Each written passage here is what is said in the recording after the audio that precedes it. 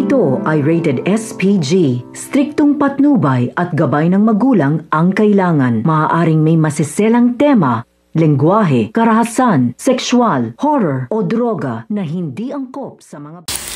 Napadampot na nga nito ni Zoe itong si Moira. Kasabay nga itong si Doc Benitez at ngayon nga arestado na nga ito. Humingi na nga rin ng tawad dito nga si Zoe dito nga kay Annalyn at kay Doc Tanyag sa lahat ng mga kasalanan ginawa nga niya dahil nagawa nga lang din niya yun dahil na nga sa pagmamahal nga niya sa kanyang ina. Kaya ngayon pinagsisisihan ng araw niya ang mga kasalanan nga niya. Pinagbigyan naman nga nito ni Annalyn at Doc Tanyag. Sa kabilang banda naman nga ay binalita naman ito ni Annalyn na hindi magandang nangyari dito nga sa kanyang ina dahil na nga rin daw sa tinambangan nga raw ito. Naglala ito nga si Zoe kung ano na nga ba nangyari sa kanyang ina.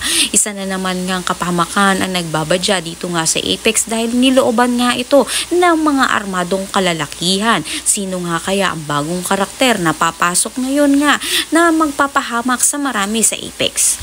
Kaya naman pakatutukan nga natin dito kung ano na nga bang nangyari dito nga kay La Moira. Nantambangan nga ito nga raw ng mga armas ng mga kalalakihan. At sino nga kaya ang bagong karakter na pumasok? Isa nga kaya itong naniningil sa Apex sa ginawa nga nito sa kanyang mahal sa buhay. Ang lahat ng yan nabang natin. Maraming salamat sa inyong panahon.